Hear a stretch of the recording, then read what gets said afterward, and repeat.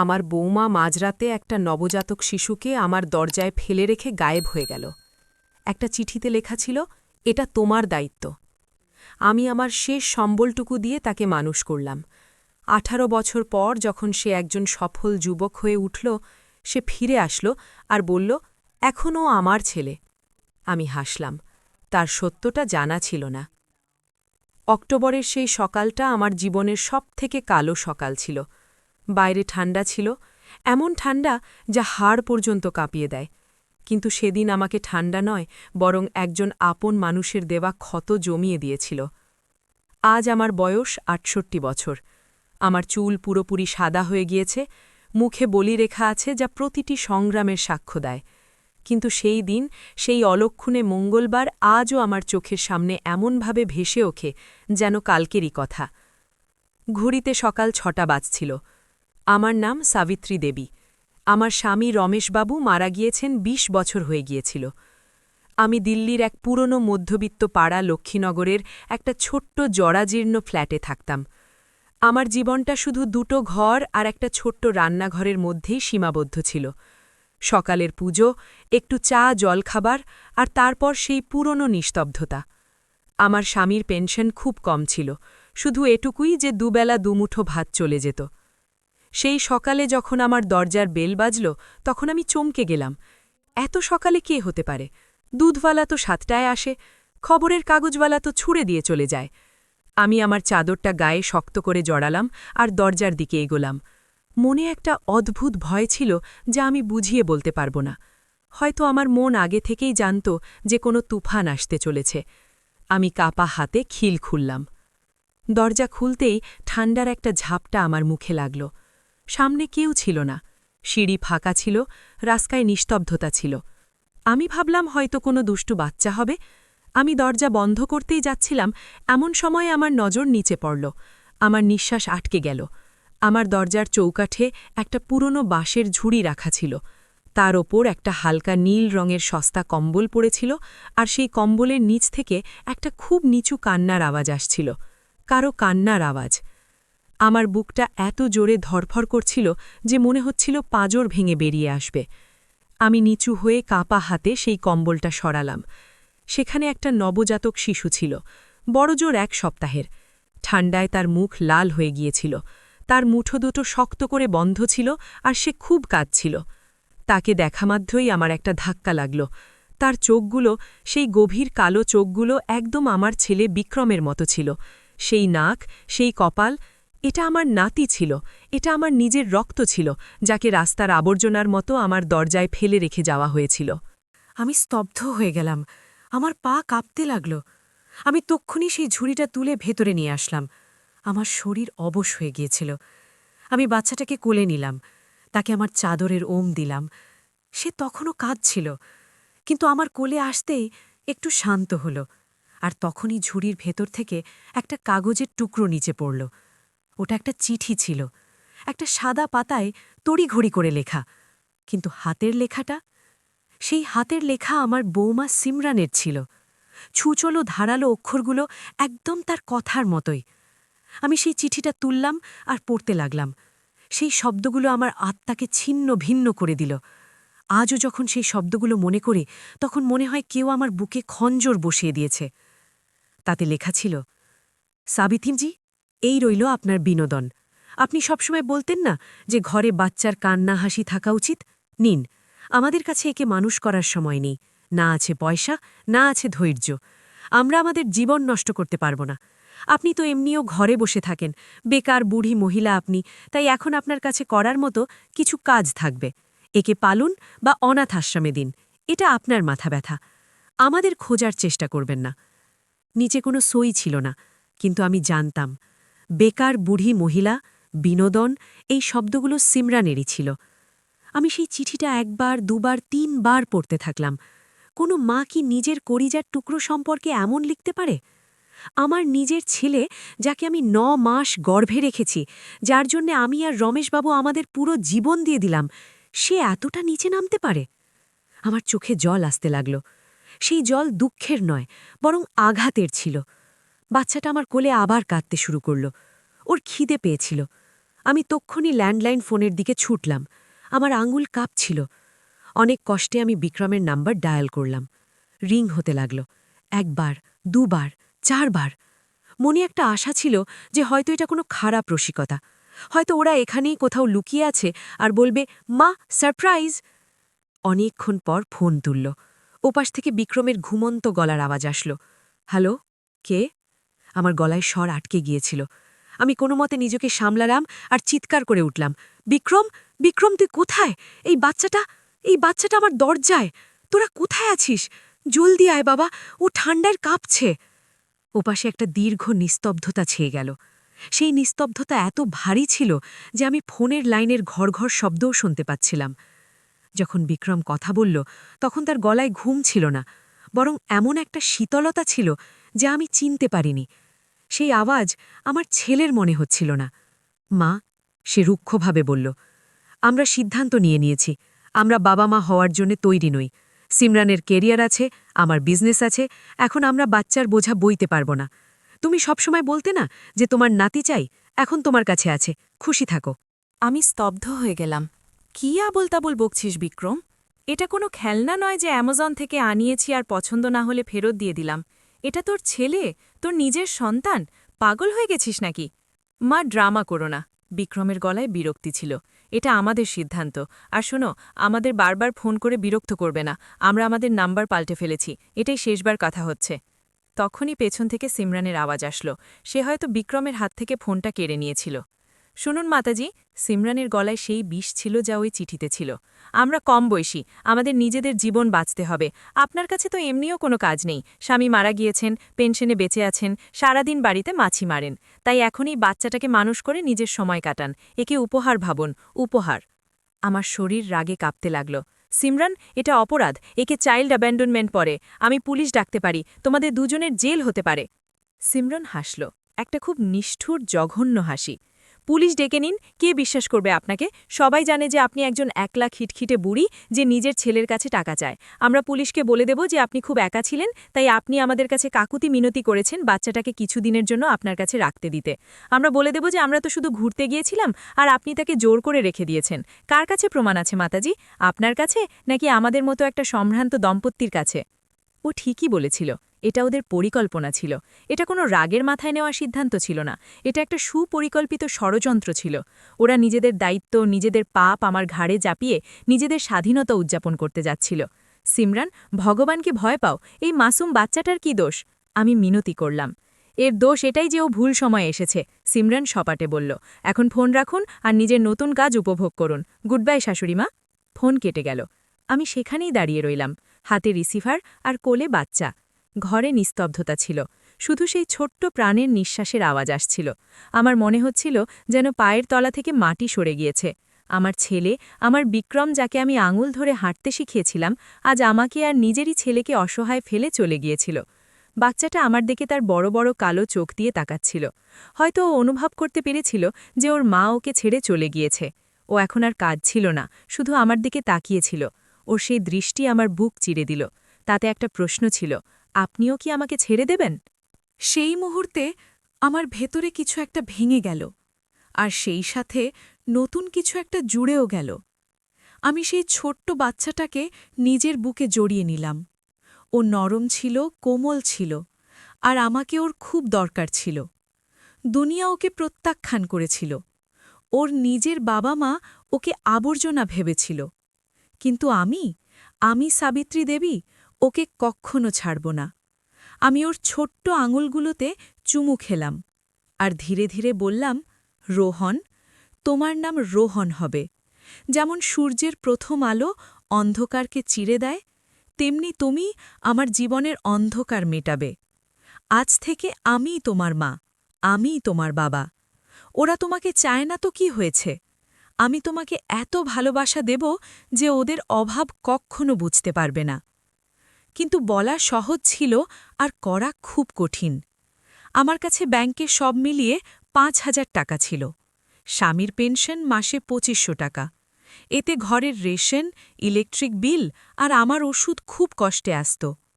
এখন একটা নবজাতক বাচ্চার খরচ, দুধ, ডায়পার, জামা কাপড়, ওষুধ, এসব কি করে হবে? পরের কয়েকটা দিন নরকের থেকে কম ছিল না। রোহানকে দুধ খাওয়ানোর জন্য আমাকে কৌটোর দুধ কিনতে হয়েছিল। একটা কৌটো 400 টাকা করে আসত। এক সপ্তাহেই আমার জমানো টাকার অর্ধেক শেষ হয়ে গেল।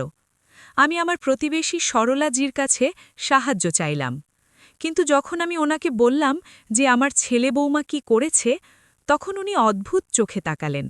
আরে সাবিত্রী, নিশ্চয়ই তুই কিছু বলেছিস। আজকালকার বাচ্চারা এমনি এমনি ছাড়ে না। আর শোন, এই বয়সে বাচ্চা মানুষ করা, পাগল হয়ে গিয়েছিস নাকি? অনাথ আশ্রমে দিয়ে দে, তোর হাড় মাস এক হয়ে যাবে। সমাজের কথা তীরের মতো বিঁধত। আরে বুড়ো বয়সে এ কি বুদ্ধি হয়েছে?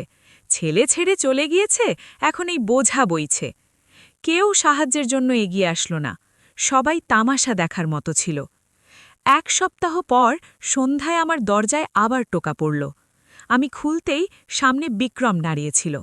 আমার মনে এক পলকের জন্য আশা জাগল। হয়তো ও নিজের ভুল বুঝতে পেরেছে, হয়তো ও ক্ষমা চাইতে এসেছে, হয়তো ও রোহানকে নিতে এসেছে। বিক্রম, আমি এগোলাম।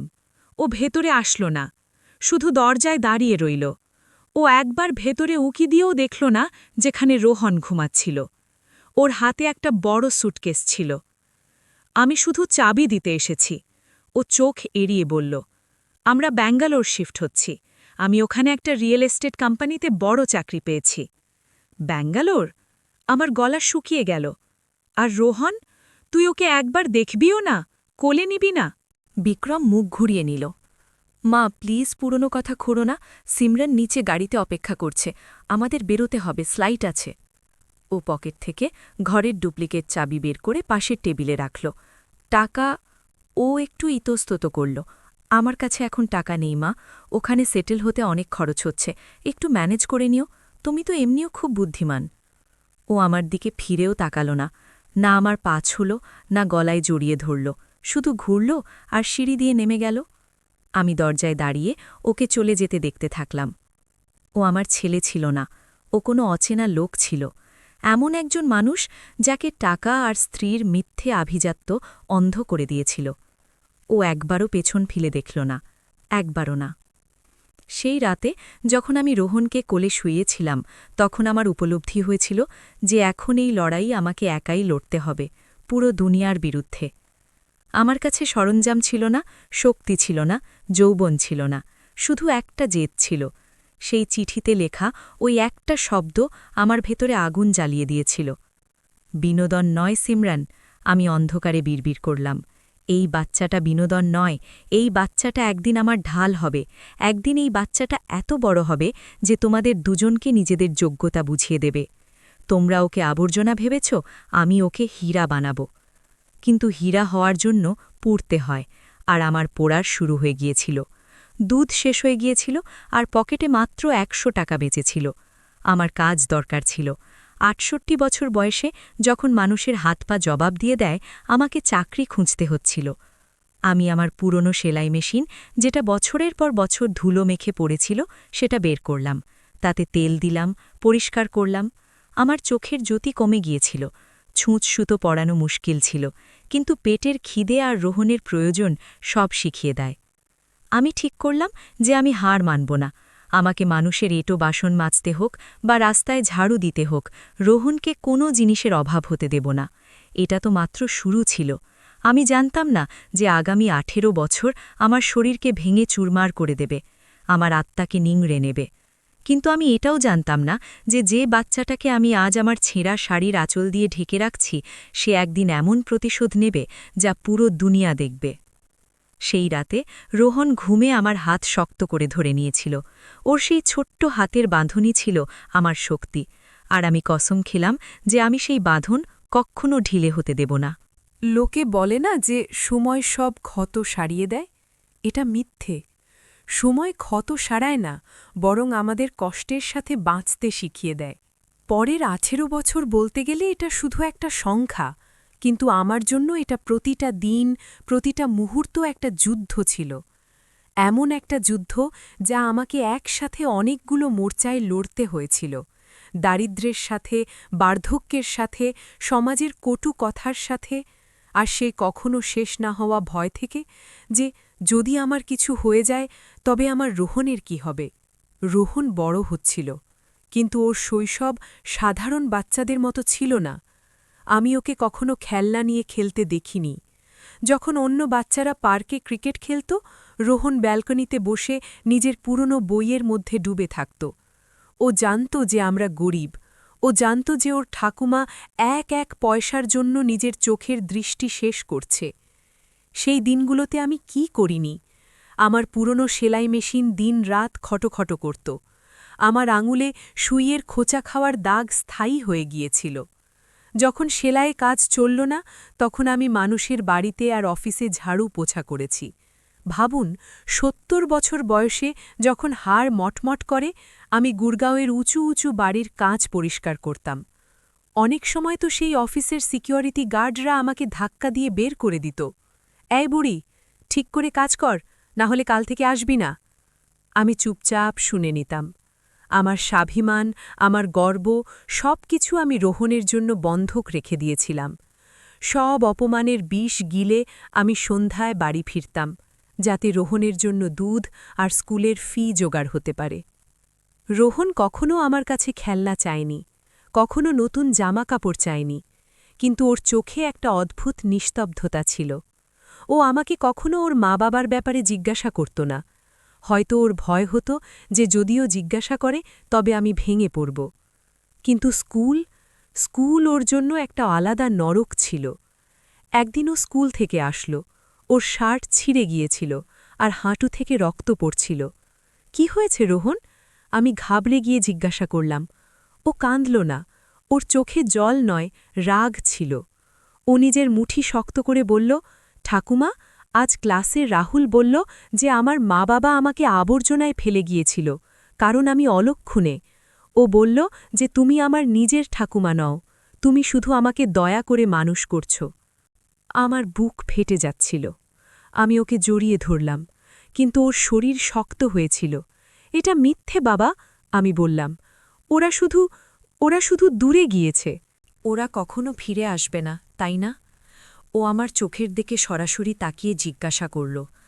৮ বছরের বাচ্চার গলায় ৮০ বছরের বৃদ্ধের কষ্ট ছিল। ওদের আমার দরকার ছিল না। সেই দিনের পর রোহন বদলে গেল। ও আরও শান্ত হয়ে গেল। ও নিজের পড়াশোনায় নিজেকে এমনভাবে বিলীন করে দিল যেন সেটাই ওর একমাত্র অস্ত্র। ও ক্লাসে সবসময় ফার্স্ট আসত, কিন্তু কখনো নিজের জয়ের আনন্দ করত না। সময় পেরিয়ে গেল। যখন রোহন ১৪ বছরের হল, তখন পৃথিবী পাল্টাচ্ছিল। ইন্টারনেট আর কম্পিউটারের যুগ এসে গিয়েছিল। রোহন প্রায় স্কুলের পর একটা সাইবার ক্যাফের বাইরে দাঁড়িয়ে ভেতরে উকি দিত। একদিন রাতে খেতে বসে ও ইতস্তত করে বলল, ঠাকুমা, আমাকে কম্পিউটার শিখতে হবে। স্কুলে টিচার বলেন যে ভবিষ্যৎ ওতেই আছে। আমি জানতাম যে একটা কম্পিউটার আমাদের পুরো বছরের উপার্জনের থেকেও দামি হবে। কিন্তু ওর চোখের সেই চমক, সেই আশা, আমি ওটা কি করে ভাঙতে পারি? আমি আমার বেঁচে যাওয়া রূপোর মলগুলো বিক্রি করে দিলাম। আমি আমার ঘুমের সময় কমিয়ে দিলাম। আমি রাত ৩টে পর্যন্ত শাড়ি কাটতাম আর সকাল ৫টায় উঠে টিফিন সার্ভিসের কাজ শুরু করে দিতাম।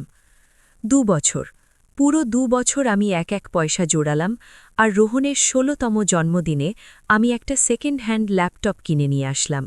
সেই ল্যাপটপটা পুরনো ছিল, ভারী ছিল, কিন্তু রোহনের কাছে ওটা কোনো গুপ্তধনের থেকে কম ছিল না। আমি ভেবেছিলাম ও ওতে গেম খেলবে বা সিনেমা দেখবে, কিন্তু না, রোহন অন্য কিছু করছিল। ও রাত জেগে থাকত, স্ক্রিনে অদ্ভুত সব কোড আর নাম্বার চলত। কট কট কট কিবোর্ডের আওয়াজ লরির মতো আমার কানে বাজত। কিন্তু এক রাতে যা আমি দেখলাম তা আমাকে নাড়িয়ে দিল। আমি জল খেতে উঠেছিলাম। রোহন নিজের ল্যাপটপে কিছু দেখছিল। ওর পিঠ আমার দিকে ছিল, কিন্তু স্ক্রিনে একটা ছবি খোলা ছিল, একজন মহিলার ছবি। সেই মহিলা এক সমুদ্রের তীরে দাঁড়িয়েছিল, হাতে ককটেলের গ্লাস ছিল, আর সে খিলখিল করে হাসছিল। তার পাশে একজন লোক ছিল, আর ২টো ছোট বাচ্চা ছিল। ওটা সিমরন ছিল, আমার বৌমা, আর ওটা বিক্রম ছিল। আমি পেছনে দাঁড়িয়ে দেখতে থাকলাম। রোহান সেই ছবিটা জুম করছিল। আমি দেখলাম ও ফেসবুক বা ইনস্টাগ্রামের মতো কোনো সাইটে ছিল। সিমরানের প্রোফাইল খোলা ছিল, সেখানে শত শত ছবি ছিল, ছুটির দিনের, পার্টির, নতুন বাড়ির, নতুন গাড়ির। সিমরান একটা ফটোর নিচে লিখেছিল, my world, my life, blessed with the best kids. আমার পৃথিবী, আমার জীবন, সবথেকে ভালো বাচ্চাদের আশীর্বাদ পেয়েছি। ও সেই দুটো নতুন বাচ্চার কথা বলছিল। রোহান, তার প্রথম ছেলে, তার কাছে অস্তিত্বেই ছিল না। রোহানের হাত কাঁপছিল। আমি দেখলাম ওর আঙুলগুলো মাউসের উপর এত শক্ত হয়ে গিয়েছিল যে গাঁটগুলো সাদা হয়ে গিয়েছিল। ও কাঁদছিল না, ও শুধু তাকিয়েছিল এক দৃষ্টিতে সেই হাসিটার দিকে, সেই সুখের দিকে যা ওকে ত্যাগ করে পাওয়া হয়েছিল। সেই রাতে আমার ভয় লাগল। রোহানের নিস্তব্ধতার মধ্যে একটা তুফান দানা বাঁধছিল। ও আমাকে দেখেনি, আর আমি চুপচাপ নিজের বিছানায় চলে আসলাম। সেদিন আমার উপলব্ধি হয়েছিল যে আমার নাতি আর বাচ্চা নেই, ওর ভেতর কিছু একটা মরে গিয়েছিল, আর কিছু একটা খুব ভয়ঙ্কর জন্ম নিয়েছিল। পরের 2 বছর খুব অদ্ভুত কাটল। রোহান কলেজে যেতে মানা করে দিল। আমি বাড়ি থেকে পড়াশুনো করব ঠাকুমা, ও বলল। ইন্টারনেটে সব কিছু আছে। প্রতিবেশীরা টিটকিরি দিতে লাগল। আরে সাবিত্রী, তোর নাতি সারাদিন ঘরে বন্ধ থাকে, না কলেজে যায় না চাকরি করে, নিশ্চয়ই কোনো খারাপ সঙ্গে পড়েছে, কোথাও জুয়া বা শট্টা খেলছে না তো? আমারও চিন্তা হতো। ইলেকট্রিক বিল বেড়ে যাচ্ছিল। রোহান অনেক সময় 2 দিন ঘর থেকে বেরোত না, কিন্তু যখনই আমি ওকে কিছু বলতে যেতাম ও হাসত। শুধু আর একটু ধৈর্য ধরো ঠাকুমা, সব ঠিক হয়ে যাবে। তারপর ছোট ছোট পরিবর্তন শুরু হলো, অদ্ভুত সব সংকেত যা সেই সময় আমি বুঝতে পারিনি। একদিন আমার পুরনো ফোনে একটা মেসেজ আসলো, ব্যাংকের অ্যালার্ট ছিল। Your account ending in X45 has been credited with INR 50,000। 50,000? আমার পেনশন তো মাত্র 2500 টাকা ছিল, এই 50,000 কোথা থেকে আসলো? আমার মনে হলো ব্যাংক থেকে কোনো ভুল হয়েছে। আমি ঘাবড়ে গেলাম, পাছে পুলিশ না চলে আসে। আমি রোহানের কাছে ছুটলাম। বাবা, দেখ এটা কি মেসেজ, কেউ ভুল করে টাকা পাঠিয়ে দিয়েছে কি? আমাদের ব্যাংকে যাওয়া উচিত, পুলিশকে জানানো উচিত। রোহান ফোনটা দেখল আর খুব সহজভাবে বলল, ঠাকুমা ঘাবড়িও না, এটা আমার আয়। আয়? তুই তো ঘরে বসে থাকিস, এই টাকা আসলো কোথা থেকে? ফ্রিল্যান্সিং। ও এক শব্দে জবাব দিল, যা আমার মাথায় ঢুকল না।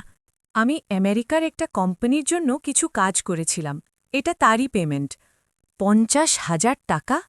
আমার জন্য এই অঙ্কটা এত বড় ছিল যে আমার মাথা ঘুরে গেল। কিন্তু রোহনের মুখে কোনো খুশি ছিল না, ও একদম স্বাভাবিক ছিল, যেন এটা 50 টাকা। ঠাকুমা, এই মাসে সেলাইয়ের কাজ নিও না, নিজের ওষুধগুলো খেয়ে নাও আর একটু বিশ্রাম করো। ও শুধু এটুকু বলল আর আবার স্ক্রিনের মধ্যে ডুবে গেল। কিন্তু এটা তো মাত্র শুরু ছিল। পরের কয়েক মাসে বাড়িতে অদ্ভুত সব কাণ্ড হতে লাগল। অ্যামাজন থেকে পার্সেল আসতে শুরু করল, দামি দামি বই, ইলেকট্রনিক গ্যাজেট। একদিন কুরিয়ারওয়ালা একটা খুব বড় বক্স নিয়ে আসলো, তাতে একটা নতুন খুব দামি দেখতে আর্গোনমিক চেয়ার ছিল। এটা কার জন্য? আমি জিজ্ঞাসা করলাম। আমার জন্য ঠাকুমা, কোমর খুব ব্যথা করে, ও জবাব দিল। প্রতিবেশীদের ফিসফাস বেড়ে গেল। সাবিত্রীর নাতি নিশ্চয়ই কোনো 2 নম্বরই কাজ করছে। সরলাজি একদিন আমাকে বললেন, কাল আমি দেখলাম ওর জন্য পিৎজা এসেছিল, আজকাল ও খুব খরচ করছে, দেখে নিও কোথাও পুলিশি ঝামেলায় না ফেসে যায়। আমিও ভয় পাচ্ছিলাম। একটা 18 বছরের ছেলে বিনা ডিগ্রিতে কোনো অফিসে না গিয়ে এত টাকা কি করে রোজগার করতে পারে? ও কি হ্যাকিং করছে? ও কি চুরি করছে? আমি অনেকবার ওকে জিজ্ঞাসা করার চেষ্টা করলাম, বাবা, আমাকে সত্যি বল, তুই কি করিস? ও সবসময় একটাই জবাব দিত, আমি মার্কেটিং করি ঠাকুমা, আমি কোম্পানিগুলোকে ইন্টারনেটে তাদের জিনিস বিক্রি করতে সাহায্য করি, এসবই লিগ্যাল, তুমি ভরসা রাখো। তারপর আসলো সেই দিন যখন আমার বিশ্বাস হলো যে রোহন আমার থেকে অনেক কিছু লুকাচ্ছে, আর এটা শুধু 50-60 হাজার টাকার ব্যাপার নয়। রোহনের 18তম জন্মদিন ছিল। আমি ওর জন্য পায়েস বানিয়েছিলাম। ও প্রথমবার ব্র্যান্ডের জামাকাপড় পরেছিল, একটা দামি ঘড়ি, নতুন জুতো, ওকে কোনো ফিল্ম স্টারের মতো লাগছিল। চলো ঠাকুমা, ও বলল। কোথায়? তোমাকে কিছু দেখাতে হবে। ও একটা ট্যাক্সি ডাকল। আমরা সাউথ দিল্লির দিকে গেলাম, যেখানে বড় বড় বাংলো আর দামি বাড়ি আছে। ট্যাক্সি একটা খুব চমৎকার উঁচু ইমারতের সামনে থামল। গেটে গার্ড ওকে সালাম করল। রোহন আমাকে লিফট দিয়ে 15 তলায় নিয়ে গেল। ও চাবি বের করে একটা দরজা খুলল। সামনে সামনে একটা প্রাসাদ ছিল, মার্বেল পাথরের মেঝে, বড় বড় ঝাড়বাতি, কাঁচের দেয়াল যেখান দিয়ে পুরো দিল্লি শহর দেখা যেত। আমি হাঁ করে দাঁড়িয়ে রইলাম। আমরা কি কারো বাড়ি পরিষ্কার করতে এসেছি? এটা কার বাড়ি, রোহন? আমি ভয়ে ভয়ে জিজ্ঞাসা করলাম। আমরা এখানে কেন এসেছি? রোহন আমার হাত ধরল। ওর হাত এখন আর সেই ছোট্ট হাতটা নেই, ওটা একটা পুরুষের মজবুত হাত। এটা তোমার বাড়ি, ঠাকুমা। আমি হাসলাম, একটা ঘাবড়ে যাওয়া হাসি। মজা করিস না, এটা কোটিপতিদের বাড়ি। হ্যাঁ, রোহন বলল, আর ওর গলার স্বরে এমন একটা গাম্ভীর্য ছিল যা আমার গায়ের লোম খাড়া করে দিল। আর আমরা কোটিপতি। ও পকেট থেকে একটা কাগজ বের করল। ওটা ব্যাংকের স্টেটমেন্ট ছিল। আমি ওটা পড়লাম, কিন্তু কিছুই বুঝতে পারলাম না। তাতে এত শূন্য ছিল যে আমি গুনতে পারলাম না। 15 কোটি, রোহন আস্তে করে বলল। আমার কাছে 15 কোটি টাকা আছে, ঠাকুমা। আমার পা কাঁপতে লাগল। আমি সেখানেই মেঝেতে বসে পড়লাম। কি করে? আমার মুখ দিয়ে শুধু এটুকুই বেরোল, এআই আর ডিজিটাল মার্কেটিং। ও বলল, যেন এটা দুনিয়ার সবথেকে সহজ কাজ। আমি গত 3 বছরে দুনিয়ার সবথেকে বড় বড় কোম্পানির জন্য ক্যাম্পেইন চালিয়েছি। যখন তুমি ঘুমোতে, আমি ডলার রোজগার করতাম। আমি তোমাকে এই জন্য বলিনি কারণ তুমি ঘাবড়ে যেতে। ও আমাকে তুলল আর সেই বিলাসবহুল সোফায় বসালো। এখন তোমাকে আর কখনো সেলাই মেশিনে হাত দিতে হবে না। এখন তোমাকে আর কারো কাছে হাত পাততে হবে না। আমি এই বাড়ি তোমার নামে কিনেছি, ঠাকুমা। এটা সাবিত্রী নিবাস। আমি কেঁদে ফেললাম, খুশি থেকে নয়, বরং এক অদ্ভুত ভয় আর স্বস্তির মিশ্রণে। আমার নাতি, সেই বাচ্চা যাকে আবর্জনার মতো ফেলে দেওয়া হয়েছিল, আজ দিল্লির বাদশা হয়ে গিয়েছিল। কিন্তু রোহনের চোখে এখনও সেই শান্তি ছিল না। ও ব্যালকনির দিকে গেল আর বাইরের শহরটা দেখতে লাগল। ঠাকুমা, ও না ফিরেই বলল, আরও একটা কথা আছে। কি? আমি চোখের জল মুছতে মুছতে জিজ্ঞাসা করলাম। আমি শুধু টাকা রোজগার করিনি, আমি তথ্যও জোগাড় করেছি। ও ঘুরল আর ওর চোখে সেই শীতলতা যা আমি 18 বছর আগে ওর বাবার গলায় শুনেছিলাম। আমি জানি ওরা কোথায় আছে, বিক্রম আর সিমরান। ওরা মুম্বাইয়ে আছে। আর ঠাকুমা, ওদের সময় শেষ হতে চলেছে। ওরা সর্বশান্ত হয়ে গিয়েছে। ওদের বিজনেস লাটে উঠেছে, বাড়ি বন্ধক দেওয়া, আর ওরা ঋণে ডুবে আছে। আমার বুকটা ধক করে উঠল। তুই কি করে জানলি? আমি ওদের ওপর নজর রেখেছি। রোহন পকেট থেকে ফোন বের করল। গত 6 মাস ধরে আমার গোয়েন্দারা ওদের ওপর নজর রাখছে। আর কাল আমি একটা ছোট্ট খবর লিক করিয়েছি। কি খবর? একটা টেক ম্যাগাজিনে আর্টিকেল ছেপেছে, দিল্লির 18 বছরের ওয়ান্ডা কিড যে 50 কোটির কোম্পানি বানিয়েছে। তাতে আমার নাম আছে, ঠাকুমা, কিন্তু ফটো নেই, শুধু শহরের নাম আছে। আমি বুঝে গেলাম ও টোপ ফেলেছে। রোহান, আমি ঘাবড়ে গিয়ে বললাম, তুই কি করতে চলেছিস? আমি কিছু করব না, ঠাকুমা। রোহান একটা ঠান্ডা নিষ্ঠুর হাসির সাথে বলল, ওরা আসবে, লোভ ওদের এখানে টেনে আনবে। যেই ওরা জানতে পারবে যে ওদের ফেলে দেওয়া আবর্জনা এখন সোনার খনি হয়ে গিয়েছে, ওরা শকুনদের মতো উড়তে উড়তে আসবে। আর যখন ওরা আসবে, ও নিজের কথা অসমাপ্ত রাখল। কিন্তু ওর চোখের প্রতিশোধের আগুন দেখে আমি শিউরে উঠলাম। ও এখন আর আমার সেই মাসুম রোহান ছিল না। ও এখন একজন শিকারী, যে নিজের শিকারের জন্য অপেক্ষা করছিল।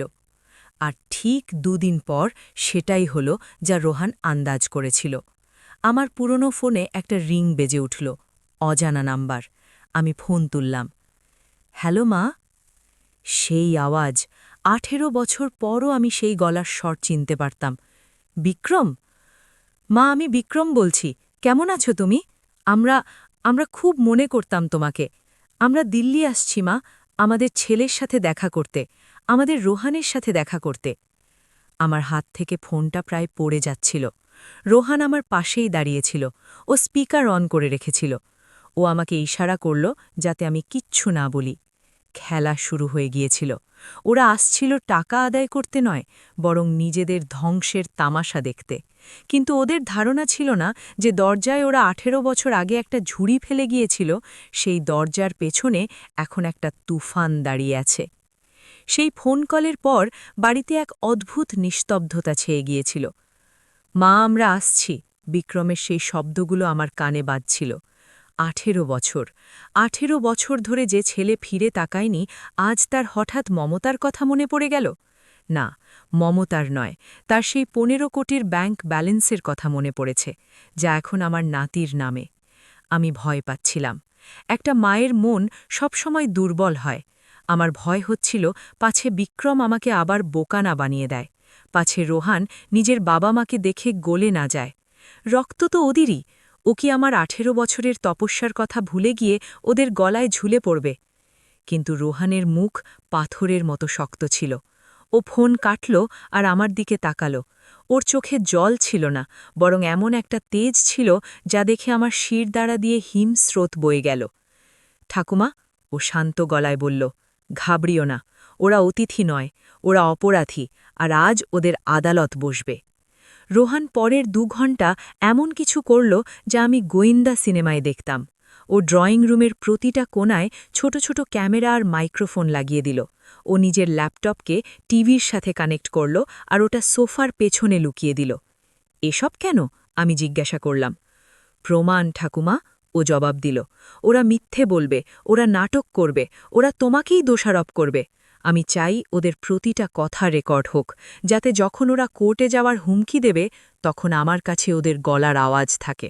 বিকেল 4টে বাজছিল। রোহন আমাকে আমার সবথেকে ভালো শাড়িটা পরতে বলল। আজ তোমাকে পরিচারিকা মনে হবে না ঠাকুমা, আজ তোমাকে এই বাড়ির মালকিন মনে হবে। মাথা উঁচু করে বসবে। আমি আমার সেই বেনারসি শাড়িটা পরলাম, যা আমি 20 বছর ধরে সিন্ধুকে আগলে রেখেছিলাম। রোহনও স্যুট পরল। আমরা সোফায় বসে ওদের অপেক্ষা করতে লাগলাম।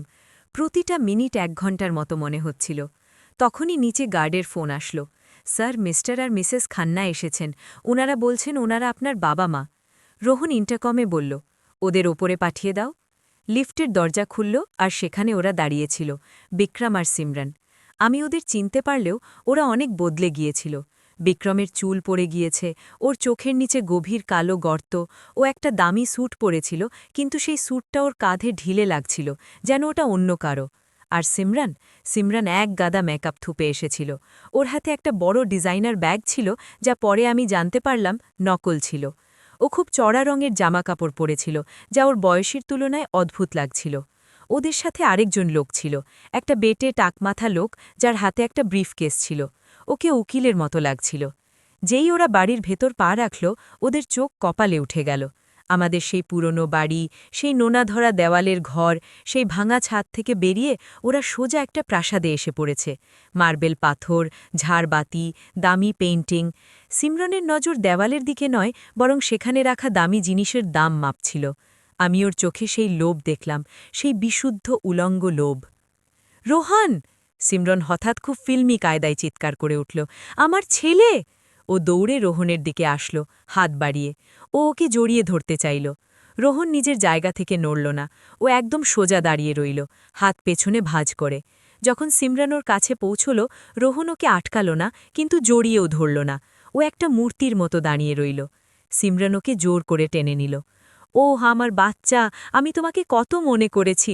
ভগবানের শুক্রিয়া যে তুমি ঠিক আছো। দেখো বিক্রম, আমাদের ছেলে কত বড় হয়ে গিয়েছে, একদম তোমার মতো হয়েছে। বিক্রম ধীরে ধীরে এগোলো। ওর চোখ আমার সাথে মিলছিল না। ও ঘরের তদারকি করছিল। হ্যাঁ সিমরান, একদম আমার মতো, বিক্রম বিড়বিড় করল। তারপরও আমার দিকে তাকালো। নমস্তে মা।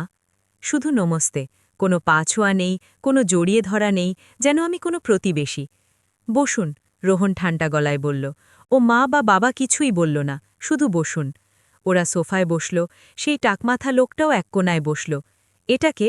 রোহন সেই লোকটার দিকে ইশারা করল। ও, ইনি মিস্টার চাড্ডা, আমাদের ফ্যামিলি ফ্রেন্ড, এমনিই সাথে চলে আসলেন। আমরা ভাবলাম এত বছর পর দেখা হচ্ছে, তাই কোনো বুদ্ধিমান লোক সাথে থাকা উচিত। মিথ্যে। ও উকিলই ছিল। আমি বুঝে গিয়েছিলাম ওরা পুরো প্রস্তুতি নিয়েই এসেছিল। সিমরান নিজের ন্যাকামো জারি রাখল। ও ব্যাগ থেকে একটা রুমাল বের করল আর নিজের শুকনো চোখ মোছার নাটক করল। বাবা রোহান, ও ফুপিয়ে ফুপিয়ে বলল, তোমার হয়তো মনে হয় আমরা খুব খারাপ মা বাবা, কিন্তু তুমি সত্যিটা জানো না। তোমার ঠাকুমা, ইনি তোমাকে আমাদের থেকে কেড়ে নিয়েছিলেন। আমার রক্ত টকবক করে উঠল। কি? আমি চিৎকার করলাম। সিমরান, মিথ্যে বলারও একটা সীমা থাকে। তুমি ওকে আমার দরজায় ফেলে গিয়েছিলে। সেই চিঠিটা? কোন চিঠি? সিমরান আমার কথা কেটে দিল। ওর গলার স্বর হঠাৎ চড়া হয়ে গেল। বিক্রম, দেখো মাজি কি বলছেন। বাবা, আমরা তোমাকে ফেলে যাইনি। আমরা গরিব ছিলাম, নিরুপায় ছিলাম। আমরা কাজের খোঁজে শহরের বাইরে গিয়েছিলাম। আমরা মাজিকে বলেছিলাম যাতে কিছুদিন তোমার খেয়াল রাখেন, কিন্তু যখন আমরা ফিরে আসলাম তখন উনি আমাদের ঘরে ঢুকতেই দেননি। উনি বলেছিলেন যে যদি আমরা তোমাকে ফেরত চাই তবে উনি পুলিশ ডাকবেন। উনি আমাদের হুমকি দিয়েছিলেন। বিক্রম মাথা নাড়ল। হ্যাঁ বাবা, মা আমাদের ভয় দেখিয়েছিলেন। আমরা ভয় পেয়ে গিয়েছিলাম। আমরা চাইনি যে পুলিশের ঝামেলায় তোমার ছোটবেলা নষ্ট হোক, তাই আমরা পিছিয়ে গিয়েছিলাম। আমরা প্রতি মাসে টাকা পাঠাতাম। মা কি তোমাকে বলেনি? রোহান আমার দিকে ঘুরল। ওর অভিব্যক্তি বোঝা অসম্ভব ছিল। ও কি ওদের বিশ্বাস করছিল? তোমরা টাকা পাঠিয়েছিলে? রোহান জিজ্ঞাসা করল। একদম, সিমরান বলল। প্রতি মাসে হাজার হাজার টাকা। আমরা নিজেরে না খেয়ে তোমাকে টাকা পাঠিয়েছি যাতে তুমি ভালো স্কুলে পড়তে পারো। এই যে বাড়িটা, এই যে বিলাসিতা, তোমার কি মনে হয় এটা সেলাইয়ের পয়সা এসেছে? না বাবা, এটা আমাদের রক্ত জল করা কামাই, যা আমরা চুপচাপ পাঠিয়ে যেতাম। আমি স্তব্ধ হয়ে গেলাম। এত বড় মিথ্যে আর এত নিখুঁতভাবে? ওরা আমার 18 বছরের খাটনি, আমার ফাটা হাত, আমার না খেয়ে থাকা রাতগুলোর কৃতিত্ব নিজেরা নিয়ে নিচ্ছিল। তোরা দুজনেই নরকে যাবি, আমি কাঁপতে কাঁপতে বললাম। ভগবান সব দেখছেন। ভগবান তো দেখছেনই মাজি, সিমরান টিটকরি মারল। তখনই তো আজ সত্যি সামনে আসলো। আমাদের ছেলে বুদ্ধিমান, ও জানে ওর আসল মাকে। ও রোহানের হাত ধরার চেষ্টা করল। বাবা, আমরা তোমাকে নিতে এসেছি। এখন আমরা একসাথে থাকব। এখন আমাদের কেউ আলাদা করতে পারবে না। আমরা একটা পরিবার। রোহান নিজের হাতটা ধীরে করে সরিয়ে নিল। ও জলের গ্লাসটা তুলল আর এক চুমুক খেল। তাহলে আপনারা আমাকে নিতে এসেছেন? ও জিজ্ঞাসা করল। একদম, বিক্রম বলল। আমরা চাই তুমি আমাদের সাথে মুম্বাই চলো। ওখানে আমাদের অনেক বড় বিজনেস আছে। তুমি ওখানে থেকে নিজের কাজ বাড়াতে পারো। আমার কাজ? রোহন একটা ভ্রু কোচকাল। আপনারা জানেন আমি কি করি? মিস্টার চাড্ডা, যিনি এতক্ষণ চুপ ছিলেন, হঠাৎ বলে উঠলেন। হ্যাঁ, আমরা জানি যে আপনি ডিজিটাল মার্কেটিংয়ে বেশ সফল। আমরা শুনেছি আপনার কোম্পানির ভ্যালুয়েশন বেশ ভালো, প্রায় 15-20 কোটি। রোহনের ঠোঁটে একটা খুব হালকা হাসি আসল। ও, তাহলে আপনারা রিসার্চ করেছেন? রিসার্চ নয় বাবা, চিন্তা, সিমরন শুধরে দিল। মা বাবার চিন্তা হয়। দেখো, তুমি এখনও ছোট, 18 বছর বয়স। এত টাকা, এত দায়িত্ব, এসব সামলানো সহজ নয়। দুনিয়া খুব খারাপ, লোকে তোমাকে ঠকাতে পারে। মিস্টার চাড্ডা নিজের ব্রিফকেস খুললেন আর কিছু কাগজ বের করলেন। দেখুন রোহন স্যার, উকিল নিজের পেশাদার গলায় বলল, আইনিভাবে আপনি প্রাপ্তবয়স্ক হয়ে গেলেও আপনার মানসিক পরিপক্কতা আর অভিজ্ঞতার অভাব দেখে আপনার মা বাবা আপনার ন্যাচারাল গার্ডিয়ান বা স্বাভাবিক অভিভাবক। এটা একটা পাওয়ার অফ অ্যাটর্নি ড্রাফট। এতে লেখা আছে যে আপনার অর্থ আর সম্পত্তির দেখাশোনা আপনার বাবা মিস্টার বিক্রম খান্না করবেন, যাতে আপনি নিজের পড়াশোনা আর ক্রিয়েটিভিটির দিকে নজর দিতে পারেন। তো এটাই ছিল আসল উদ্দেশ্য। ওরা আমাকে নিতে আসেনি, ওরা আমার টাকা নিতে এসেছিল। ওরা চাইছিল রোহন নিজের সব সম্পত্তি ওদের নামে করে দিক। সই করে দাও বাবা, সিমরান খুব আদর করে বলল, কিন্তু ওর চোখে এখন সেই উলঙ্গ লোভ আর ঢাকা যাচ্ছিল না। বাবা সব সামলে নেবেন, তোমার কোনো চিন্তা করতে হবে না। আমরা সব একসাথে থাকব, রাজাদের মতো। রোহনকে আটকাতে যাচ্ছিলাম, কিন্তু রোহন আমাকে ইশারা করে চুপ থাকতে বলল। ও উঠল আর জানলার কাছে গেল। বাইরে দিল্লির সন্ধে নামছিল। মিস্টার চাড্ডা, রোহন জানলার দিকে তাকিয়ে বলল, আপনি কি চেক করেছেন যে আমার বাবার সেই বড় বিজনেস কেমন চলছে? ঘরে নিস্তব্ধতা ছেয়ে গেল। বিক্রম নিজের টাইটা ঢিলে করল। মানে? উকিল জিজ্ঞাসা করল। রোহন ঘুরল। ওর চেহারা এখন একদম বদলে গিয়েছে। সেখানে কোনো দ্বিধা ছিল না। মানে এটা, রোহন বলল আর নিজের পকেট থেকে একটা পেন ড্রাইভ বের করল, যে যারা নিজেরা 2 কোটি টাকার ঋণে ডুবে আছে, যাদের বাড়ি ব্যাংক সিল করে দিয়েছে, আর যারা গত মাসে দেউলিয়া হওয়ার আবেদন করার কথা ভাবছিল, তারা আমার 15 কোটি টাকা কি করে সামলাবে? সিমরনের মুখের রং উড়ে গেল। বিক্রমের হাত থেকে জলের গ্লাসটা প্রায় পড়ে যাচ্ছিল। তোমাকে এসব কে বলল? বিক্রম তোতলাতে লাগল। আমি বললাম। রোহন নিজের গলার স্বর চড়া করল না, কিন্তু তাতে এত ওজন ছিল যে ওরা দমে গেল। আর সিমরেনজি, আপনি বলছিলেন যে আপনি টাকা পাঠিয়েছিলেন। আমার কাছে গত 10 বছরের আপনাদের ব্যাংক স্টেটমেন্ট আছে। আপনারা টাকা পাঠাননি। বরং আপনারা তো লোন নিয়েছিলেন চাইল্ড এডুকেশনের নামে, আর সেই টাকা দিয়ে আপনি নিজের প্লাস্টিক সার্জারি করিয়েছেন। ওই নাকটা কি আপনার আসল? সিমরন নিজের নাকে হাত দিল, যেন ও ধরা পড়ে গিয়েছে। এসব মিথ্যে, ও চিৎকার করে উঠল। বিক্রম, এই ছেলেটা পাগল হয়ে গিয়েছে। ও নিজের মায়ের সাথে কি করে কথা বলছে? মা? রোহন হাসল, একটা শুকনো প্রাণহীন হাসি। আপনি মা নন, মিসেস খান্না। আপনি একজন ইনভেস্টর, আর আমি আপনার একটা ব্যাড ইনভেস্টমেন্ট ছিলাম, যাকে 18 বছর আগে বিক্রি করে দিয়েছিলেন। কিন্তু এখন যখন মার্কেটের দাম বেড়েছে, তখন আপনি নিজের শেয়ার চাইতে ফিরে এসেছেন। ও উকিলের দিকে তাকালো। আর চাড্ডাজি, যদি আপনি নিজের ডিগ্রি বাঁচাতে চান, তবে ওই কাগজগুলো এখনই ব্যাগে ভরে নিন, কারণ যে প্রমাণগুলো আমার কাছে আছে সেগুলো যদি আমি বার কাউন্সিলে পাঠিয়ে দিই, তবে আপনি ওকালতি ভুলে যাবেন। উকিল ঘাবড়ে গেল। ও তাড়াতাড়ি কাগজগুলো গুছিয়ে ব্যাগ বন্ধ করে দিল। দেখুন, আমাকে ভুল তথ্য দেওয়া হয়েছিল, উকিল সাফাই দিল। ওরা বলেছিল যে ছেলে মানসিক অস্থিরতায় ভুগছে আর সাহায্য চায়। আমি খুব স্থির আছি, আর এখন আমি আপনাদের দেখাবো যে আসল স্থায়িত্ব কি হয়। রোহন রিমোট তুলল আর টিভি অন করল। স্ক্রিনে একটা ভিডিও প্লে হলো। এটা একটা গোপন ক্যামেরার ফুটেজ। তারিখ কালকের ছিল, জায়গা একটা হোটেলের ঘর। ভিডিওতে সিমরন আর বিক্রম মদ্যপান করছিল। সিমরন ভিডিওতে, আরে একবার ওই বুড়ির হাত থেকে রেহাই পাওয়া গেলে ওই ছেলেটা আমাদের মুঠোয় থাকবে। ওকে একটু ইমোশনাল করব, কাঁদব, কাটব। 18 বছরের তো, গলে যাবে। একবার সই পেয়ে গেলে তারপর ওকে কোনো বোর্ডিং স্কুলে পাঠিয়ে দেব বা পাগলখানায়। সব টাকা আমাদের হবে বিক্রম, তারপর আমরা প্যারিস যাব। বিক্রম ভিডিওতে, কিন্তু মাকে কি করে সামলাবো?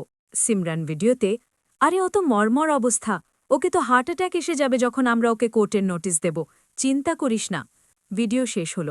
ড্রয়িং রুমে মৃত্যুর মতো নিস্তব্ধতা ছিল। সিমরানের মুখ দেখে মনে হচ্ছিল কেউ ওকে চড় মেরেছে। বিক্রম নিজের মাথা 2 হাতে ঢেকে বসেছিল। আমি কাঁপছিলাম। ওরা আমাকে মেরে ফেলার কথা বলছিল? ওরা আমার রোহনকে পাগলখানায় পাঠানোর কথা বলছিল? রোহান টিভি বন্ধ করল আর ওদের সামনে গিয়ে দাঁড়িয়ে পড়ল। তাহলে? ও খুব শান্ত কিন্তু ভয়ঙ্কর গলায় বলল, এখন কি আমরা নাটক বন্ধ করে আসল কথা বলবো যে কি হতে চলেছে? বিক্রম সোফা থেকে নিচে পড়ে গেল। ও রোহানের পায়ে আছড়ে পড়ল। বাবা, বাবা, আমাকে মাফ করে দে, এসব ওর প্ল্যান ছিল। সিমরান আমাকে বাধ্য করেছে। আমি দেনায় ডুবেছিলাম। লোকে আমাকে মেরে ফেলার হুমকি দিচ্ছিল। আমার কাছে কোনো পথ ছিল না। ওঠো, রোহান কড়া গলায় বলল, আমার পায়ে পড়ো না। যদি পড়তেই হয় তবে ওই মহিলার পায়ে পড়ো যাকে তোমরা বুড়ি আর মর্মর বলছিলে। ওই মহিলার পায়ে, যিনি নিজের যৌবন, নিজের ঘুম, নিজের খাবার বিসর্জন দিয়ে তোমার এই পাপকে মানুষ করেছেন। রোহান আমার দিকে ইশারা করল। আমি কাঁদছিলাম, কিন্তু দুঃখ থেকে নয়। আজ আমার নাতির উপর আমার গর্ব হচ্ছিল। ও আমাকে সেই সম্মান এনে দিয়েছিল যার জন্য আমি 18 বছর তৃষ্ণার্ত ছিলাম। কিন্তু সিমরান, ও এখনও হার মানতে রাজি ছিল না। ও দাঁড়িয়ে পড়ল। ওর চোখে লজ্জা নয়, বরং ঘৃণা ছিল। ঠিক আছে, ও ফোঁসফোঁসতে বলল, তাহলে তুমি আমাদের ওপর গোয়েন্দাগিরি করেছ? খুব চালাক, কিন্তু তুমি ভুলে যাচ্ছ যে আইন কার সাথে। আমি তোমার বায়োলজিক্যাল মাদার। ডিএনএ আমার। কোর্টে আবেগ চলে না, প্রমাণ চলে। আর আইনত যতক্ষণ না আমি তোমাকে দত্তক দিচ্ছি, তুমি আমার। আমি কোর্টে যাব, আমি মিডিয়ায় যাব, আমি দুনিয়াকে বলবো যে এক ঠাকুমা আমার ছেলেকে আমার বিরুদ্ধে খেপিয়েছে। আমি তোমার এই প্রাসাদ নিলাম করিয়ে দেব, রোহান। রোহন হাসল। আমি অপেক্ষা করছিলাম যে তুমি এটা বলবে। ও নিজের পকেট থেকে আরেকটা কাগজ বের করল। একটা খুব পুরনো, হলুদ হয়ে যাওয়া কাগজ। তোমাদের কি মনে হয় আমার কাছে প্রমাণ নেই? ও সেই কাগজটা ওদের সামনে নাড়াল। তারিখ 14 অক্টোবর 2005। সময় সকাল 6টা। স্থান লক্ষ্মীনগর। বিষয় বিনোদন। সিমরানির চোখ সেই কাগজের উপর স্থির হয়ে থাকল। ওটা সেই চিঠিই ছিল, সেই নিষ্ঠুর চিঠি যা ও 18 বছর আগে ঝুড়িতে ফেলে গিয়েছিল। ও ভেবেছিল যে আমি ওটা ফেলে দিয়েছি অথবা ওটা হারিয়ে গিয়েছে। কিন্তু সাবিত্রী দেবী কোনো কিছুই ফেলেন না। আর এটা শুধু চিঠি নয়, রোহন বলল। সেদিন ঠাকুমা একটা পুলিশ রিপোর্ট লিখিয়েছিলেন। অজ্ঞাত কারোর বিরুদ্ধে নয়, বরং বিক্রম আর সিমরানের বিরুদ্ধে। সেই এফআইআর আজও ফাইলে আছে, শুধু ওটা রিওপেন করার অপেক্ষা। রোহন এক পা এগিয়ে সিমরানের চোখের দিকে তাকিয়ে বলল, তুমি কোর্টে যাবে? চলো যাই। চাইল্ড অ্যাবান্ডনমেন্ট, ফ্রড, জালিয়াতি, ক্রিমিনাল কনস্পিরেসি আর এখন ব্ল্যাকমেল। তোমাদের দুজনের অন্তত 10 বছরের জেল হবে। আর হ্যাঁ, ইনকাম ট্যাক্সের কথা তো আমি ভুলেই গিয়েছিলাম। আমার কাছে তোমাদের জাল জিএসটি বিলও আছে। সিমরান এবার কাঁপতে থাকল। ওর অহংকার ভেঙে চুরমার হয়ে গিয়েছিল। দেওয়ালে লেখা ছিল, খেলা শেষ। এবার রোহন দরজার দিকে ইশারা করল। তোমাদের কাছে দুটো রাস্তা আছে। প্রথম, এখন এই মুহূর্তেই এই ঘর থেকে বের হয়ে যাও আর দিল্লি ছেড়ে দাও, কখনো ফিরে আসবে না।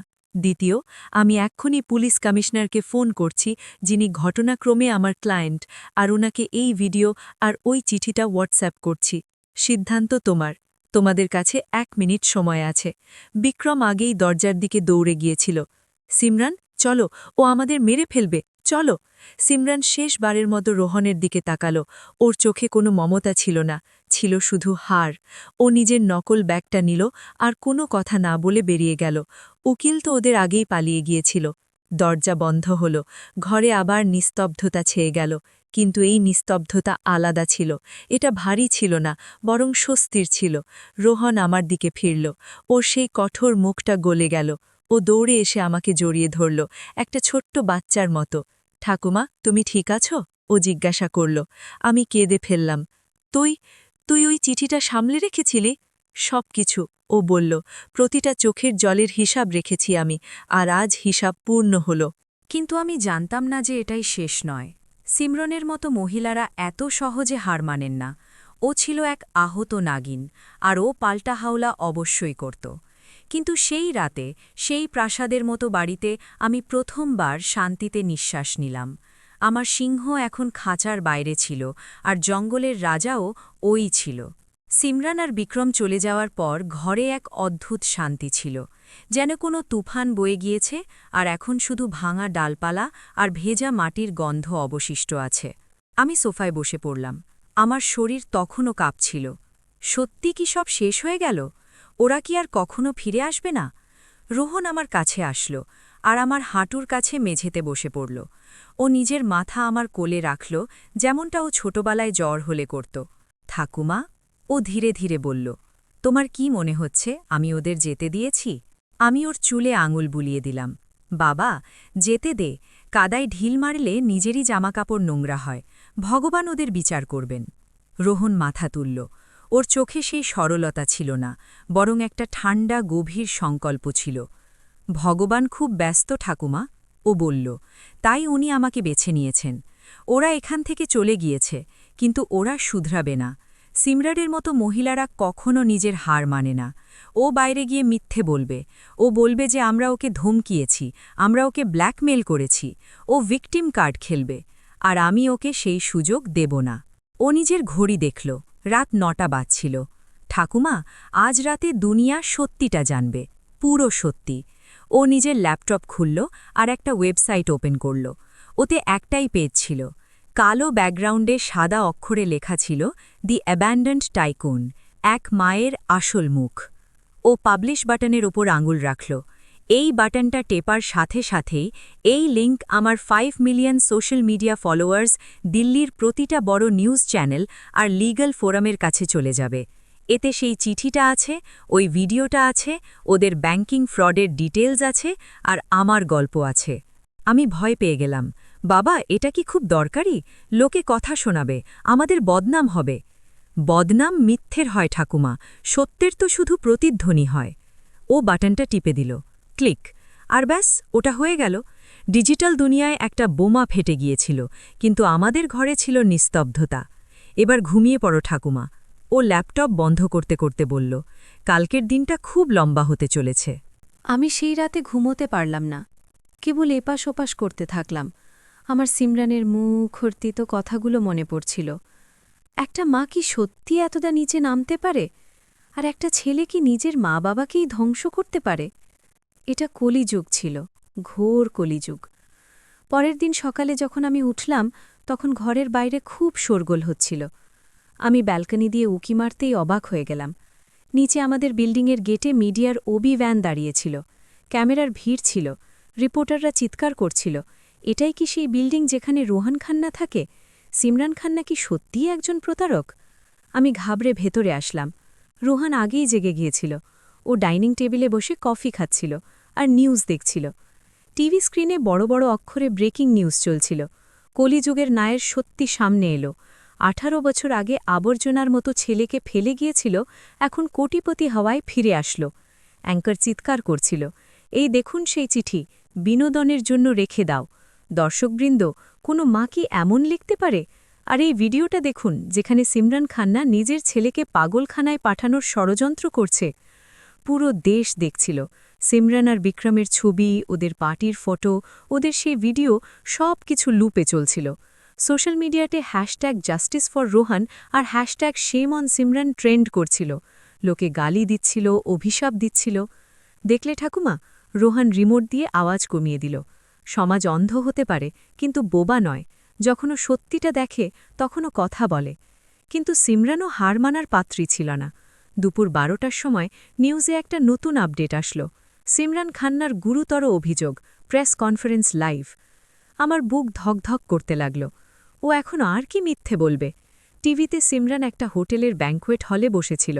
ও সাদা সালোয়ার কামিজ পরেছিল, যা হয়তো ও সহানুভূতি পাওয়ার জন্য পরেছিল। ওর চুল আলুথালু ছিল, আর ও মেকআপ ছাড়া ছিল। ও কাঁদছিল, কুমিরের কান্না। মিডিয়ার ভাইয়েরা, সিমরান মাইকে ফুপিয়ে ফুপিয়ে বলছিল, এসব মিথ্যে, ওই ভিডিও ডিপ ফেক। আজকাল এআই দিয়ে যা খুশি বানানো যায়। আমার ছেলে, আমার রোহান খুব ভোলা। ওর ঠাকুমা ওকে ভুল বুঝিয়েছে। ওই মহিলা একটা ডাইনি। ও আমার ছেলেকে আমার থেকে দূরে করে দিয়েছে। ও আমার সম্পত্তি হাতিয়ে নিতে চায়। ও কেঁদে যাচ্ছিল, আর মিডিয়ার লোকরা প্রশ্ন করছিল, কিন্তু ওই চিঠি, ওই এফআইআর? সিমরান চিৎকার করে বলল, আমি একজন মা। আমি আমার বাচ্চার জন্য প্রাণ দিতে পারি। আমি কোর্টে যাব। আমি মানহানি, ডিফেমেশনের মামলা করব। আমি টিভির সামনে বসে কাঁপছিলাম।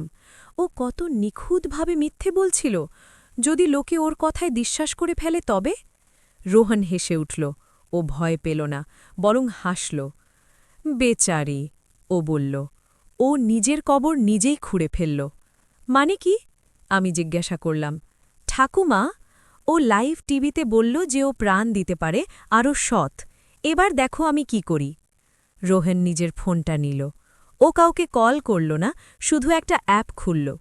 এবার সময় হলো ব্রহ্মাস্ত্র চালানোর, ও বলল। পরের মুহূর্তেই টিভি স্ক্রিনে কিছু একটা অদ্ভুত ঘটল।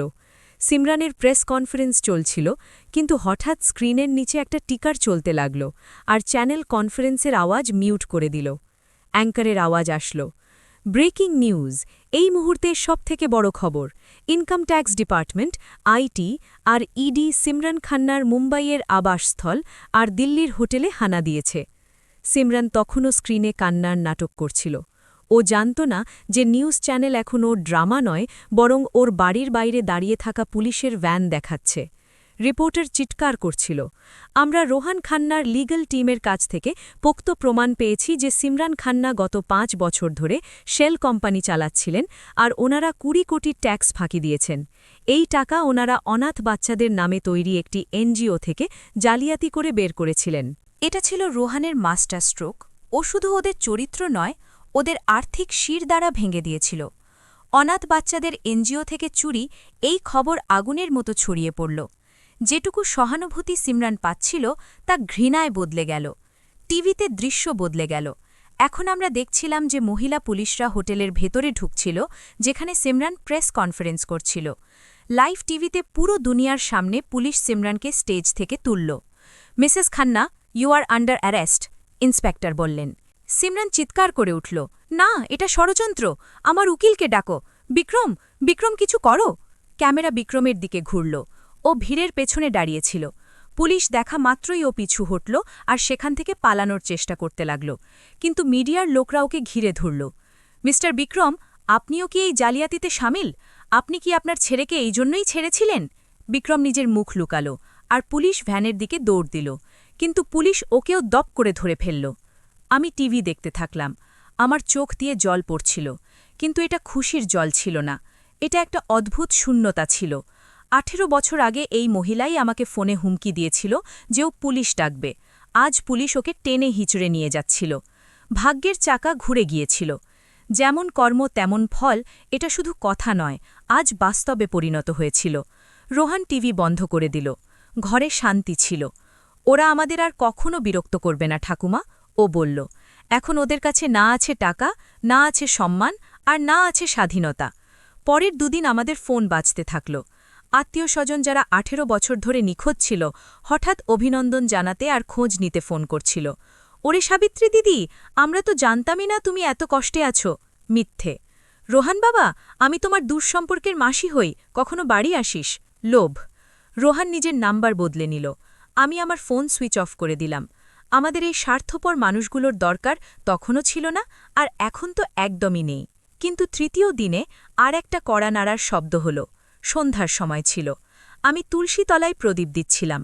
গেটে গার্ড ইন্টারকম করল। ম্যাডামজি। গার্ডের গলায় ইতস্তত ভাব ছিল। ওনার ছেলে বিক্রম সাহেব এসছেন। আমি চমকে গেলাম। বিক্রম? ও তো গ্রেফতার হয়েছিল। ওকে আসতে দাও, রোহান পেছন থেকে বলল। ও হয়তো জামিনে বের হয়েছে। আমি দরজা খুললাম। বিক্রম দাঁড়িয়েছিল, কিন্তু এটা সেই বিক্রম ছিল না যে ৩ দিন আগে এসেছিল। ওর স্যুট গায়েব ছিল। ও একটা সাধারণ শার্ট আর প্যান্ট পরেছিল যা ময়লা লাগছিল। ওর দাড়ি কামানো ছিল না, চোখগুলো লাল ছিল। ওকে খুব বুড়ো লাগছিল। ও ভেতরে আসলো না, ও চৌখাটের বাইরেই দাঁড়িয়ে থাকল, সেই জায়গাটায় যেখানে ১৮ বছর আগে ও রোহানকে ফেলে গিয়েছিল। মা? ওর গলা চেরা ছিল। আমি চুপ থাকলাম। সিমরন জামিন পায়নি, ও ধীরে ধীরে বলল। ওর ওপর অনেক ধারা লেগেছে। ও হয়তো ১০-১৫ বছর পর্যন্ত বাইরে আসবে না। আর তুমি? রোহান জিজ্ঞাসা করল। ও আমার পাশে এসে দেওয়ালের মতো দাঁড়িয়ে থাকল। আমাকে রাজসাক্ষী হওয়ার শর্তে ছাড়া হয়েছে। বিক্রম মাথা নিচু করে নিল। আমি সব সত্যি বলে দিয়েছি, ওর জালিয়াতি, ষড়যন্ত্র সব কিছু। ও কাঁদতে লাগল। ও সেখানেই মেঝেতে হাঁটু গেড়ে বসে পড়ল। রোহান বাবা, আমি টাকা চাইতে আসিনি, সত্যি বলছি। আমার কাছে আর কিছুই নেই। আমার বাড়ি, গাড়ি, সম্মান সব চলে গিয়েছে। আমি রাস্তায় এসে পড়েছি। ও হাত জোর করল। আমি শুধু একবার ক্ষমা চাইতে এসেছি। আমি জানি আমি এর যোগ্য নই। আমি খুব খারাপ বাবা, আমি খুব খারাপ ছিলে। কিন্তু মা, আমি কাপুরুষ ছিলাম, দুষ্ট ছিলাম না। আমি সিমরানের চাপে পড়ে গিয়েছিলাম। রোহান ওকে ঠান্ডা নজরে দেখল। দুর্বলতা কোনো বাহানা নয় মিস্টার বিক্রম, রোহান বলল।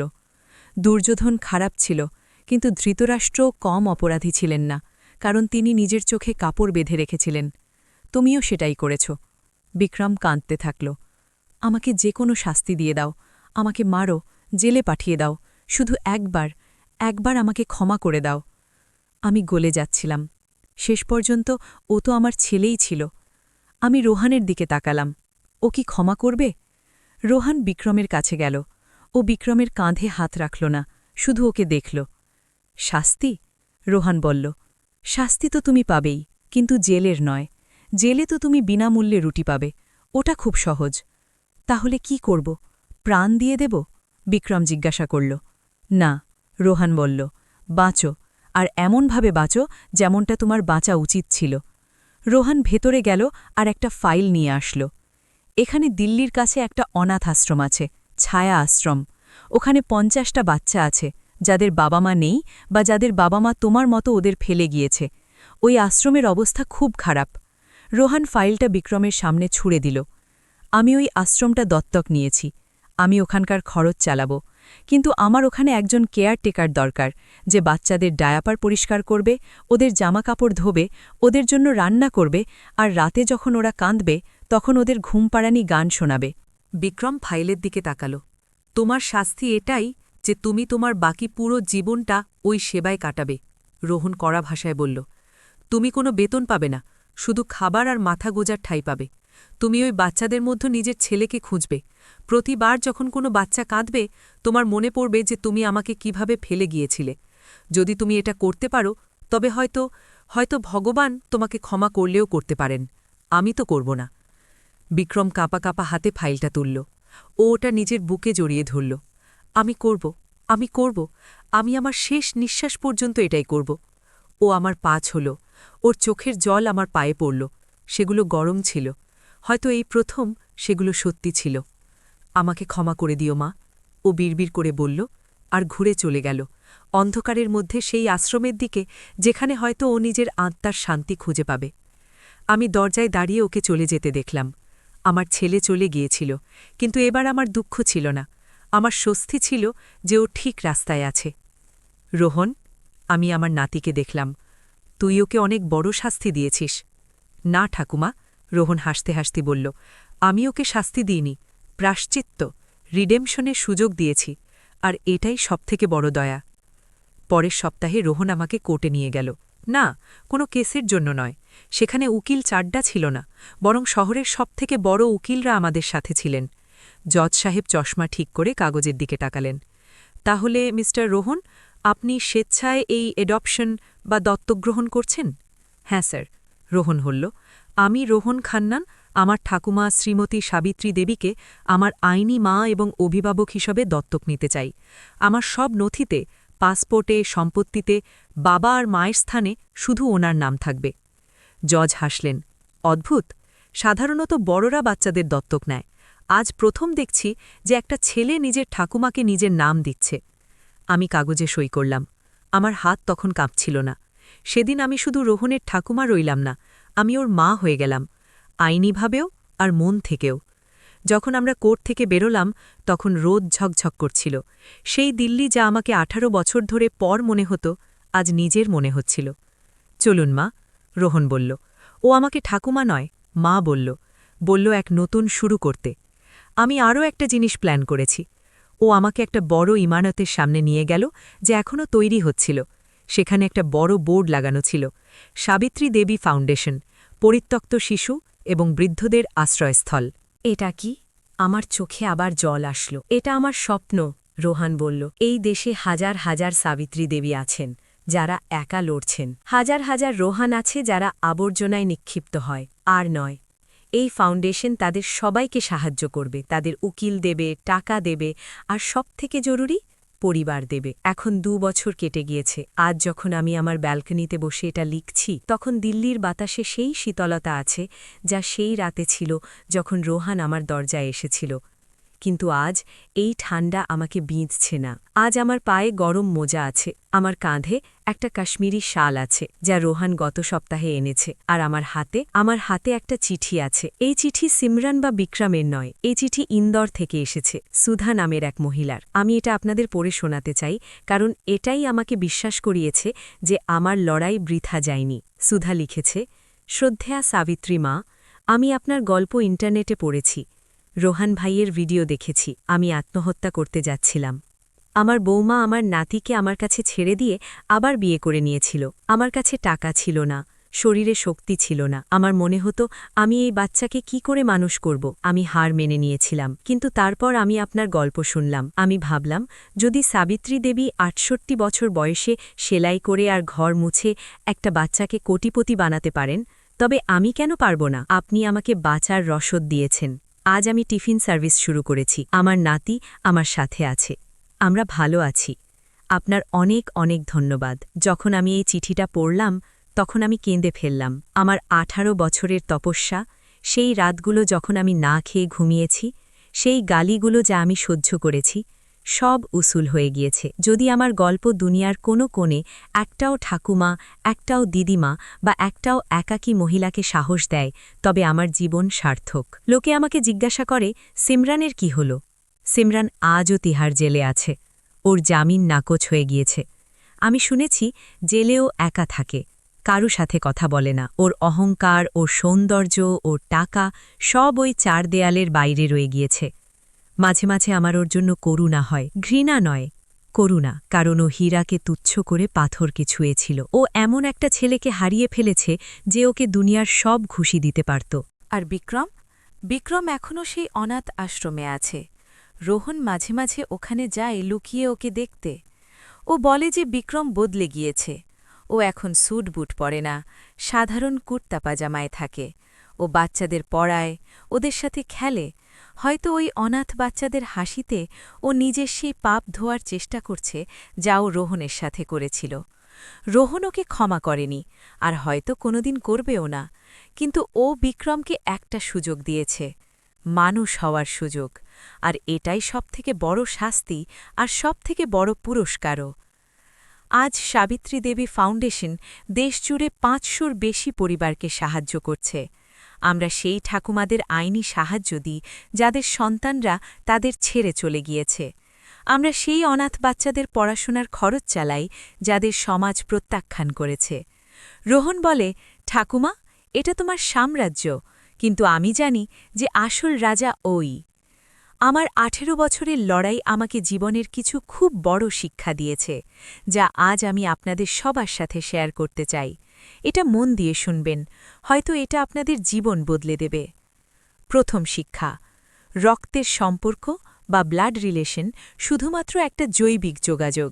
আসল পরিবার হলো তারাই যারা আপনার খারাপ সময়ে আপনার পাশে দাঁড়িয়ে থাকে, যারা আপনাকে নিজের সময় দেয়, নিজের সম্মান দেয়। সিমরন রোহনকে জন্ম দিয়েছিল, কিন্তু মা হলাম আমি, কারণ মা সে নয় যে গর্ভে ধারণ করে, মা সে যে হৃদয়ে আগলে রাখে। দ্বিতীয় শিক্ষা: কখনো কাউকে দুর্বল মনে করবেন না, বিশেষ করে একজন মহিলাকে, আর তার থেকেও বেশি একজন বৃদ্ধা মহিলাকে। সিমরন ভেবেছিল যে আমি একটা ফেলনা পুরনো জিনিস, একটা বিনোদন, কিন্তু ও জানত না যে একজন মহিলা যখন নিজের সন্তানের রক্ষায় নামেন তখন তিনি সিংহী হয়ে যান। আমার বলিরেখা আমার দুর্বলতা নয়, আমার অভিজ্ঞতার চিহ্ন ছিল। তৃতীয় এবং সবথেকে জরুরি শিক্ষা: কর্মের চাকা গোল, ওটা ঘোরে। আপনি আজ কারো সাথে যা করছেন, কাল ওটা দ্বিগুণ হয়ে আপনার কাছে ফিরে আসবে। সিমরন আর বিক্রম ভেবেছিল যে ওরা নিজেদের পাপ থেকে পালাতে পারবে। ওরা 18 বছর পর্যন্ত পালিয়েছিল, কিন্তু শেষে ওরা সেখানেই এসে পড়ল যেখান থেকে শুরু করেছিল। যদি আপনি কারো সাথে খারাপ করেন, তবে মনে রাখবেন উপরওয়ালা সব দেখছেন, ওনার হিসাব কিতাব খুব পোক্ত। আজ বিকেলে রোহান তাড়াতাড়ি বাড়ি ফিরেছে। ও আমার জন্য গাঁদা ফুল নিয়ে এসেছে, সেই ফুল যা আমার স্বামী রমেশবাবু আমাকে দিতেন। ঠাকুমা, ও বলল, তুমি কি খুশি? আমি ওটে দেখলাম আমার 6 ফুট লম্বা স্যুট পরা কোটিপতি নাতি, কিন্তু আমার চোখে ও আজও সেই 1 সপ্তাহের বাচ্চাটায় যে ঠান্ডায় কাঁপছিল। না বাবা, আমি হাসতে হাসতে বললাম, আমি খুশি নই, আমি সন্তুষ্ট। কেন? কারণ আমি আমার কর্তব্য পালন করেছি। আমি ওই চিঠির জবাব দিয়ে দিয়েছি। ওই চিঠিতে লেখা ছিল, এটা আপনার বিনোদন। আজ আমি সিমরনকে জবাব দিই, না সিমরন, এটা বিনোদন ছিল না, এটা আমার জীবন ছিল, এটা আমার অভিমান ছিল, আর আজ এটা আমার জয়। ও আমাকে আবর্জনা ভেবেছিল, আমি ওকে কোহিনূর বানিয়ে দিয়েছি। ও আমাকে নিরাশ্রয় ভেবেছিল, আজ আমি হাজার মানুষের আশ্রয়। ও ভেবেছিল গল্প শেষ হয়ে গিয়েছে, কিন্তু গল্প তো তখনই শুরু হয়েছিল। তাই বন্ধুরা, আজ যদি আপনারা বিপদে থাকেন, যদি আপনাদের মনে হয় যে দুনিয়া আপনাদের বিরুদ্ধে, তবে আমার দিকে তাকান, সাবিত্রী দেবীর দিকে তাকান। হার মানবেন না, লড়ুন নিজের জন্য, নিজের আপনজনদের জন্য, কারণ শেষ পর্যন্ত জয় সব সময় সত্যেরই হয়, তাতে যত সময় লাগুক না কেন। আমি সাবিত্রী দেবী, আর এটা আমার ছেলে রোহান। আমরা আজ এখানে আছি, একসাথে, একটা পরিবার, আর এটাই আমাদের হ্যাপি এন্ডিং।